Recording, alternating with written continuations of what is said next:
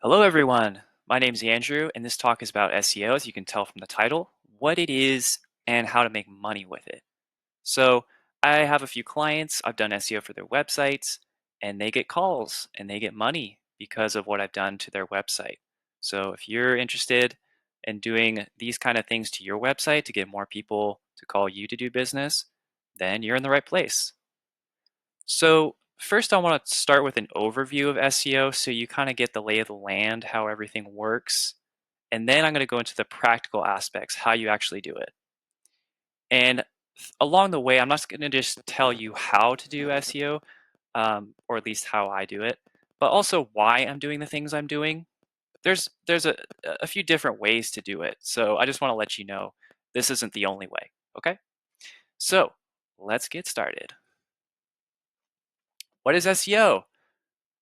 So SEO is an acronym. It means search engine optimization, which is scary. So I boiled it down to a simpler definition.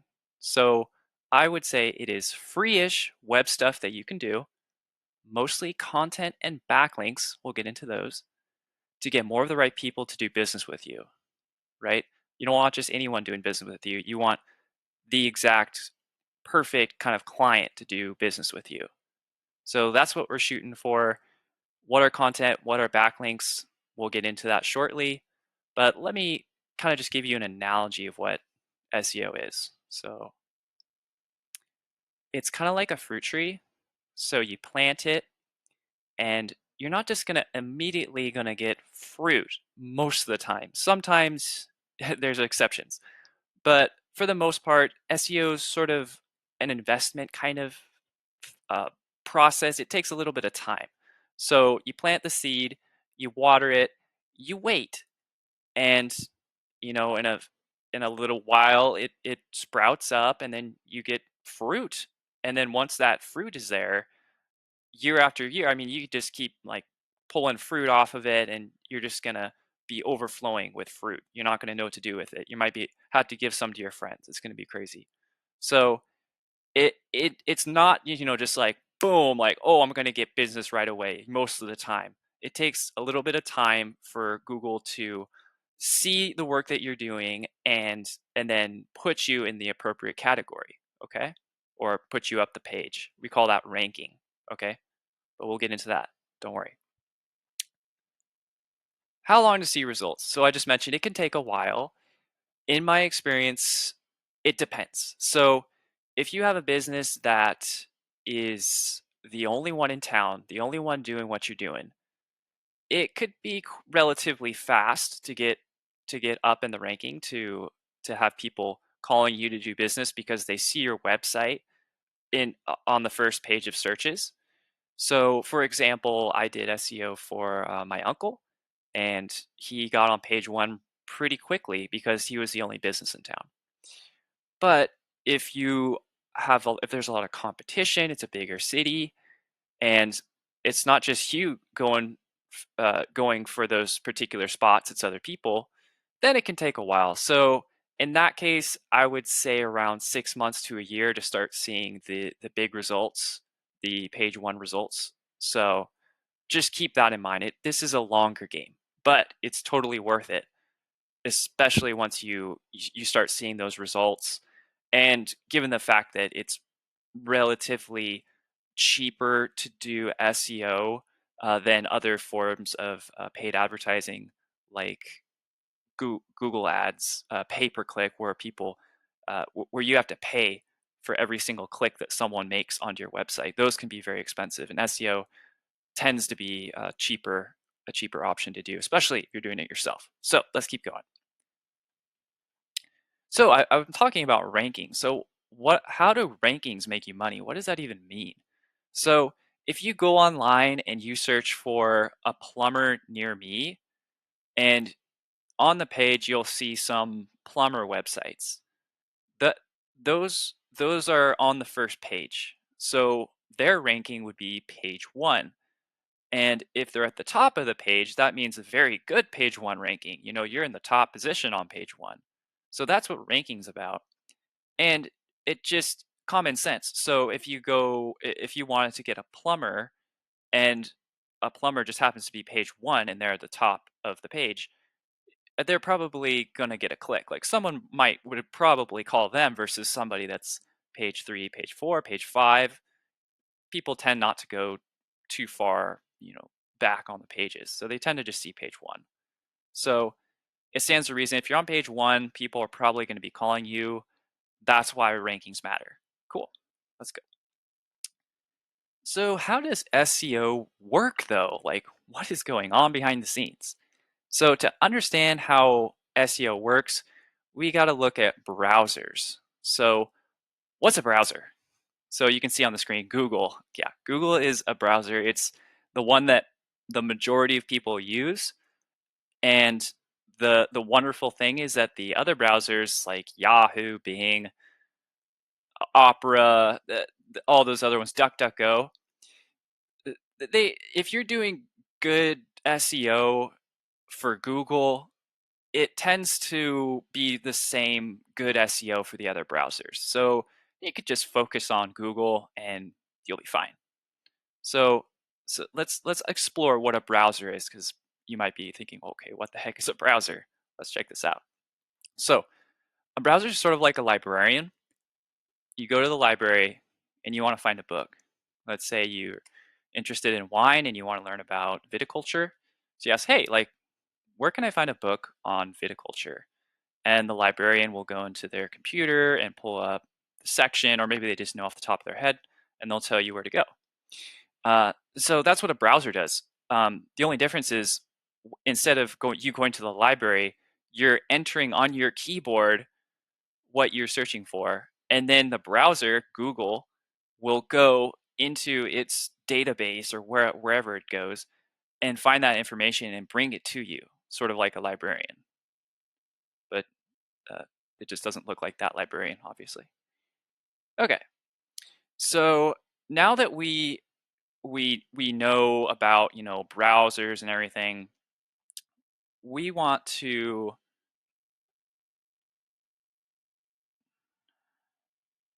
just a minute.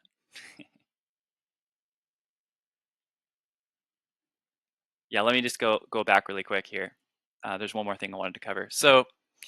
Okay, we got this analogy of the librarian, and we're asking like how does SEO work? So when we type something in the browser, the librarian goes and fetches it just like the browser does. And what SEO does, what it is essentially, it's we're we're feeding the browser, feeding like the librarian content to help it know who to put our website in front of. That's kind of like the core of SEO, like optimizing, search engine optimization. So we're optimizing, we're letting the search engine know where, like, who we want our website to be put in front of. Okay, we don't want it to just put in front of anyone.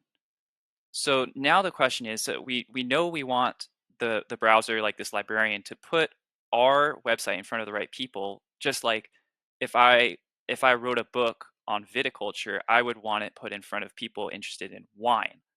So how do we tell the browser that we want that to happen? How does it know that we want to be in front of certain kind of people and not in front of other people?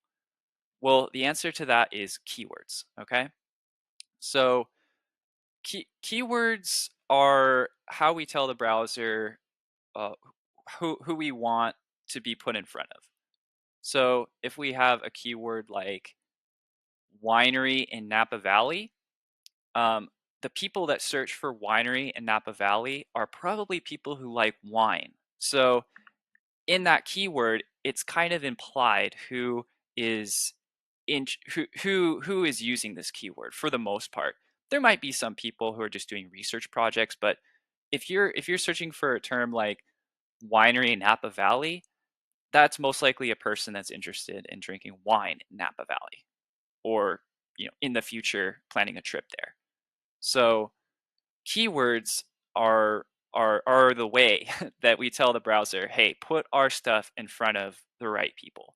So if you're a plumber, you would use plumber in whatever area you're at. if someone's typing in, hey, a plumber near me, Google thinks like, okay, plumber in, and then it's just most likely going to put in the area that from where that person is searching. So it's keywords. That's the answer. We got to get the right keywords to tell the browser who to put our websites in front of. All right. Let's see if I got covered everything there. Okay. So another thing that's interesting about SEO is that it's very targeted. Imagine a billboard that says, "Hey, I do this," and you put it on the side of the freeway. Well, yeah, you probably would get some calls, but it's super you don't know who's driving. Like the people driving could just be anyone, you know? And so, you know, 80%, maybe 50 or 80% don't even care. Like they don't have no interest in what's on the billboard, but maybe just a little fraction do. However, if you're creating these keywords, you kind of know the people that write these keywords are the people that would be interested in what you offer. So it's very targeted, which is super nice. I think that's a very cool feature of SEO. Okay, so we're still talking about keywords. Let's get into what kind of keywords there are. So there's two big types that I see. We're not gonna, that was a bad analogy, so we're going to skip that. Okay, so there's two keywords. There's transactional, and then there are informative keywords. So let's start with transactional. Like the example I gave before about winery near me, that's more of a transactional keyword because people that are typing that in, it's like they're holding a credit card in their hand when they're typing it. Like they want to buy something, they want to go like taste some wine. Whereas you have other keywords that are less of people interested in buying something, but more they just want to learn something. So we call those informative keywords. So how to make wine, that would be a keyword that has to do with information. I want to learn how to make wine. I may not care about selling wine or buying wine. I just want to learn how to make it, which is fine. And the question then becomes, which should you have on your site? Well, it's not which. I think you should have both. But before I get into both, let's just take a look at two examples. So transactional keywords. So one is like wine tourist San Ynez. That's probably somebody that wants to buy something. Informative keyword, San Ynez wine region. So I'm just interested in the wine region. Okay. So we covered informative and transactional keywords. Okay. So one thing I want to mention, you might think, okay, like let's just do transactional keywords because I just want to sell stuff, which is fine.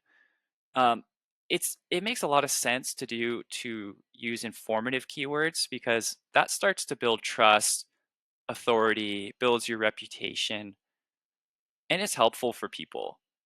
And if you can do that and display your authority, your reputation, that could also convert people.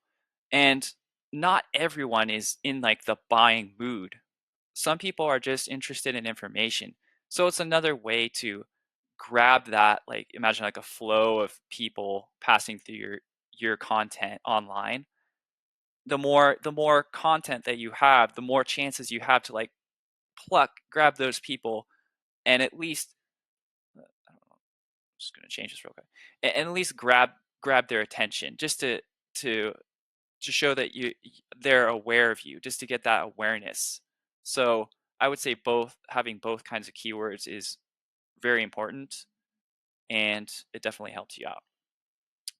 So for example, an acquaintance of mine, he wrote an informative piece on, I believe it was SEO for his particular area, and it was like a very like hyper local kind of article, just very specific to his area. And someone called him up to do business just because of one article.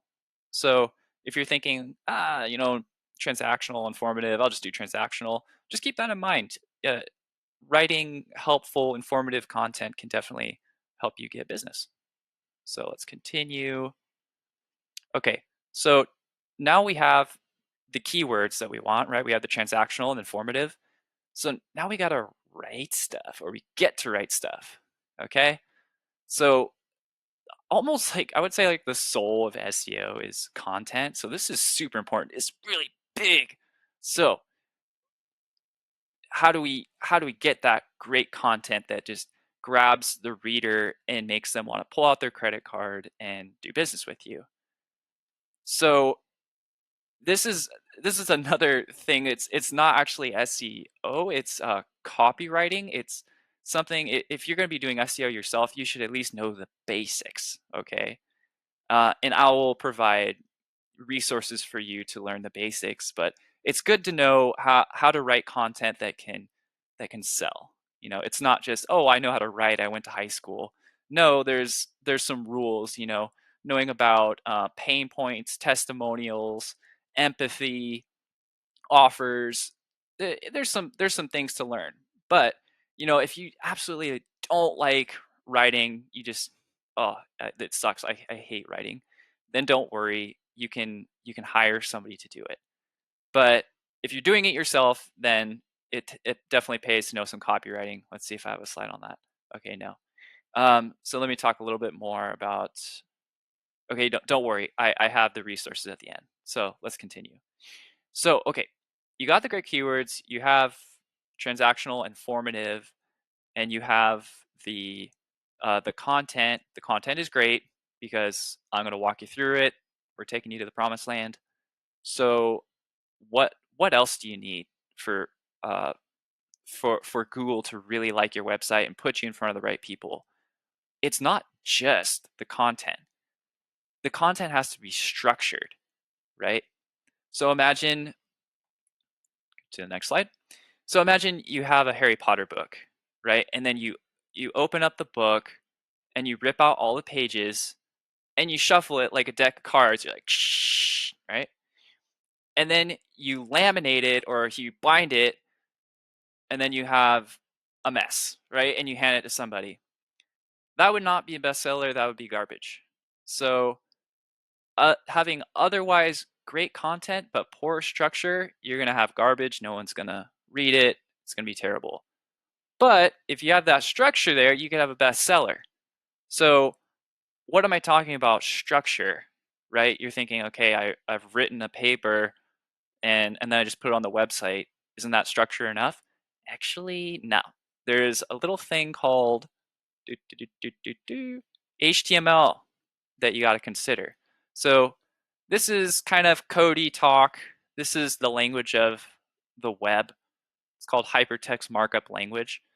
If you see over here, we got like H1, H1. So there's these little tags that you wrap your content around. And what that does is it tells the browser what it means. It's not doesn't have to do with styling. Like, forget about styling. This is just information to tell your browser how your content is structured, right? So H1 means header 1. So this is like the main point of the page that you're writing. So if you're writing a page about plumbing or you're writing a page about wineries, the page should start out as winery in San Ynez Valley or something like that, or plumber in Santa Rosa County or wherever you are. And then you write content about that H1. You don't write content about something else. Like, it has to be on that topic, okay? So structure has to do with the meaning, not the styles, all right? So I've seen some people, and I think I'm guilty of it as well. They're whatever they're creating their website in, they might pick like H1, H2, or H3 just to get like the design right. So like it'll make the text smaller if they pick an H3. That is terrible. Do not do that ever. What you got to do is just have one H1 on your page, all right? And then you wrap your content in like P tags for paragraphs, etc. But if you want to learn more about HTML, just go online. There's courses like Udemy or Coursera or Code Academy, and you just HTML. Just take the basics and learn about, okay, what do each of the tags mean. And I can just tell you right now, if you're doing SEO and you just want to do it quick, just make sure you have an H1, and then usually I'll do like an H1 and then an H2. So title, wine in San Ynez Valley, and then the second title is I'll have that same keyword in there somewhere, and then P tags all the way down with, H2 tags for like headers of individual paragraphs. So it's like subheader, paragraph, subheader, paragraph. So H2 P tag, H2 P tag, H2 P tag, etc. It's not rocket science. It's very, very simple, and Google likes it. And also people with accessibility needs also love it too, because then they don't get confused if they're blind and they're trying to go through your content. If you have like H3, H1, H5, like all over the place, just because you're trying to style it and you don't know what you're doing, it can be a very terrible experience, and Google might not like that. So, anyways, enough of this. So let's go to the next point. All right, so we have the good structure, we have the good content, we got keywords that rock. Now, assuming you've done all of that, you have all this great content. You've written Harry Potter. I don't know how much you guys like Harry Potter, but um, it might be so good that people might even want to point to it. Say like, hey, this is really awesome. I want to point to this article that I read. I want to share it on Facebook or share it on Twitter. So Google has picked up on this, and they've actually created these things called algorithms that basically, if a lot of people are pointing at your site because, oh, they think that content is just so cool, it actually pushes your site up in rankings, and that's what backlinks are all about. Okay, it's just a link pointing to your website. It says, hey, check this out, this is cool, and then when you click it, it goes to your site or to your article. Okay, that's all a backlink is. So in this example, let me move my head. So yeah, we got your site. You're having a little trouble here. Technical difficulty. Technical. It's very technical. All right. So okay, you saw your site there. So where my head is, it's your site. And then we have site 1, site 2, site 3. So these are different websites, not your own website, other sites that are pointing at your site. And these other websites, if they're authoritative, like if it's CNN or some huge international organization, you can imagine a site like that pointing to your website. The higher its authority and reputation, the higher that authority and reputation is like passed to your site. And that's what I was getting at with how Google pushes your site up in ranking, is because of that. All right, just checking to see I covered everything here. Great. Okay, so what I was getting at is with these with like naturally getting these links, because your content is so cool, is the idea of like natural backlinks versus paid. And so a natural backlink is kind of what Google really wants. They don't want you to go out and just pay for backlinks. It's like, hey, like I'll pay you $1,000 if you give me a backlink. Like they don't really like that. They want your content to be so good that people naturally link to it. But we do live in the real world, and it is getting a little harder these days. I hear, to get backlinks without paying for them, but it just depends. Sometimes you got to pay, sometimes it's free, and sometimes they actually pay you to put an article on their site. Oh, sorry. Let me back up. Uh, so yeah, there is the natural backlink. People like link to your site, but if you usually, to get a backlink, you got to do something which um, has to do with guest posting. Let me see if the guest post is the next slide here. Here we go. We can do this. Okay, backlink authority. Yeah, you want to have You want to have authoritative ones. Don't have shady backlinks, by the way. Don't try to get backlinks from, you can like scammy websites. You don't want to get those. Okay, so yes, there are natural backlinks, so people just naturally link to your site, and that's rad. But if you're doing SEO and you really want to like get your website ranking as quick as possible, then you want to be more proactive and try to go after backlinks. So how do you do that? It's called guest posting. So guest posting is where you send an email, usually you send an email, or you could just call them. you call a website that's in your niche. So if you're a winery, having a wine organization linked to your site would make a lot of sense. So going after like reputable, authoritative websites like that and asking to guest post would be a good idea. And a guest post is just you writing an article that has to do something with the content on that website in return for a backlink. So let's say the website is a wine organization. You could write an article about wine in the Napa Valley region, something about your own winery. So I'm using winery because I live in wine country. I'm in San Ynez Valley, so that's why I'm using that example so often. So that's what guest posting is. You ask to guest post in return for a backlink. The the tricky thing though with backlinks is it's not in your control. So you can write an article and they might not even give you a backlink, or they do give you a backlink and then later just you take it away. So it's not in your control. Is it still worth it? Yes, because it can definitely help you get up there in ranking. And if you get backlinks consistently, if one or two die or they stop linking to your website, it's not the end of the world, right? Okay. Okay, so we've done a lot of work so far. We've done content, we've done uh, keywords, backlinks, all kinds of great stuff. And yeah, backlinks sometimes they can cost money, which might make you think like, well, is there a way to get like a free backlink? Yes and no. So yeah, you can get a backlink and you can get them from directories for free. So think, Google Business Profile, Facebook business page, Yelp. Let's see some others. Do, do, do. Yelp, Facebook. Yeah, those are the big ones. Google Business Profile is the biggest in my opinion. So you can get links from those that point to your website. The only thing is they don't pass like a lot of authority to your site. However, you do get a lot of more eyes on your business because just type in any business you can think of into a search bar in Google, and what comes up? Directories. You're going to find Yelp, you're going to find Google Business Profile at the top.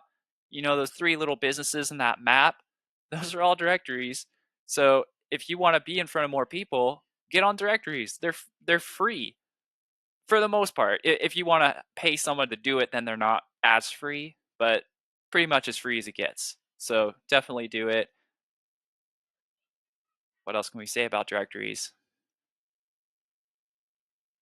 Yeah, so they'll help you get in front of more people. So you're going to take up more real estate online if you get on these free directories. Awesome. So now we've got on the free directories. What else can we do? We're just like squeezing all of like the sweet SEO juice out of this thing. So what we can do next is called technical SEO, and it's really impressive. You can tell people at parties that you do technical SEO, and they'll be very impressed. So what is it? You see these little pictures over here of these recipes? Has a nice picture, some reviews, and then the ingredients. That's probably a result of technical SEO. Someone probably entered some they call it schema markup onto that web page with that recipe. Google saw that and then spit out this very cool looking card, all these cards.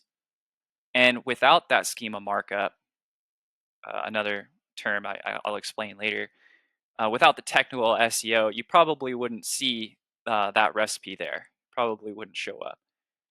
The thing though, with this technical SEO, let's see, did I write anything worth mentioning that I haven't mentioned? Code on your website to give you the chance of taking up more visual space on searches. Schema, technical SEO code likely produce these recipe results. Yeah, so it's not a guarantee if you have this code on your website that Google is going to display it like this, but it gives you the chance. And I've put a schema code on websites and I've seen extra things put on Google searches. So yeah, I would say definitely do it. It's free if you know what you're doing, and it's not rocket science either. I'll show you just briefly how to do it and what tools I use. So technical SEO, definitely give it a shot. What's what's next now? Oh, website speed. Okay. So this is also pretty important. You want to have a site that loads around in under 2 seconds, ideally. Sometimes it can be hard if you have a e-commerce website to get that kind of speed. And I think Google does recognize that. But, as fast as you can get it, and what kind of things can make your website faster? Things like having plugins and not having plugins. So you could have more plugins that you need, and getting rid of those could speed up the site. But also, ironically, putting a plugin on your site could make it faster. There's a plugin I use called Perf Matters on WordPress websites, where so WordPress, it has like a bunch of stuff that's like not always necessary, like emojis and things that they're happening behind the scenes, and it's sort of like sitting there. You don't even might not even know about it, but Perf Matters just goes in there and just like kind of you can turn all those off, and then your site will go a lot faster. But there's other plugins as well, like Flying Press. So yeah, website speed definitely helps. Google, I'm pretty sure, has mentioned that this is an important thing to have. Who likes to be on a site? Who likes to wait for a site like for 5 or 10 seconds to load? Like nobody. Right. So we've covered about like 90% of SEO, the big topics. So pat yourself on the back. I'm throwing crazy information at you. Great work for sticking with me. So now I'm going to talk about two big two big overview things as well, called local and national SEO. So my expertise is more in like the local SEO. That's what I know. But national SEO, like the same things we've been talking about apply to national SEO if you want to do that. So what are they? Local SEO is you have a business and you really can only serve people in a certain area, and you can't really go outside of that. For example, a plumber. A plumber in California most likely is not going to drive all the way to Texas to do a job. They're going to stick to their area because that makes financial sense. A national Doing national SEO means that you can reach pretty much everybody. So if you have an e-commerce store and you sell kitten calendars, that's probably going to fall into like the national SEO category, and you're going to be trying to find keywords that pretty much anyone could be entering from any location. So United States, Canada, Europe, etc. Can you have both? Sure. You could have you could have a physical store that sells kitten calendars, and then you could also have an online store that sells kitten calendars. So you could do both local and national. So now you have the lay of the land. So you could go to that party and you can like whip these out, and that's pretty much 99% of SEO right there. So great work. But because I want to make sure that you have all these concepts down, we're just going to do a quick quiz, okay? So let's see. Blank are links on other websites that point to your site. Okay. They point to your site. I'll give you a second to think about that. Backlinks. Yes. So you want to get backlinks to point at your site so that Google realizes your site is authoritative, because that backlink transfers the authority to your site and pushes your website up. So good job if you selected backlinks. If not, don't worry about it. You'll get it. Website blank organizes your content and helps browsers understand it. Okay. Structure. Yes, you want to have that structure that has to do with HTML. You might hear the term semantic HTML. That means meaning. So HTML is about the meaning of your page, not the design, right? So the H1 that we were talking about, that's the structural part. You want to get that right. Blank are typically groups of words that people use in Google searches.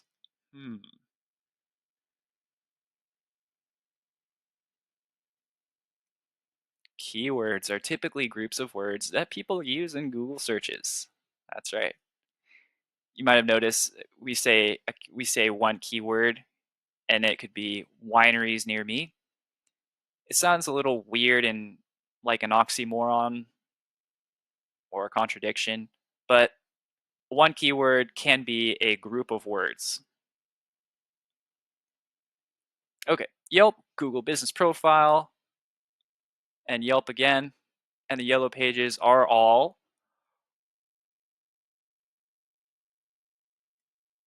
directories. Yes, they are directories. And should you be on them? It depends. If you're if you're a business that's doing national SEO, maybe. Uh, it just it just depends. Usually, if you're on a Google Business Profile, you have a specific area that you serve. So it's more for local kind of businesses.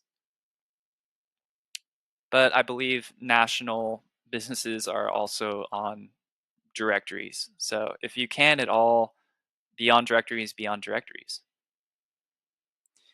Blank helps bots display your content in extra places online. Okay, so I didn't really cover bots, but bots has to do with these things in Google that take your information and display it in places online that you might not have been otherwise. So it might display some kind of pictures. Oh, let me move my head. So a keyword, a backlink, technical SEO, or content. And the answer, technical SEO. That is the answer. Yes, that is what displays your information in more places potentially. If you have technical SEO on your website, you have that schema markup, then you have a better chance of extra things showing up online about your business.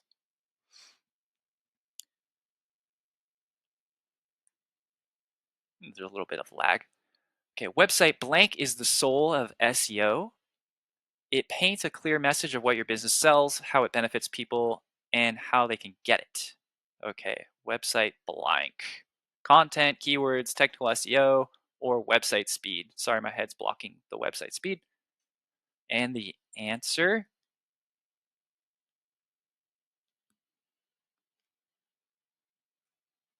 The answer. Oh, there it is. Website content. Yes. Content is pretty much the soul of SEO. So content and backlinks, those are the biggest things to take away from this whole talk. So if you haven't remembered anything, just remember content and backlinks.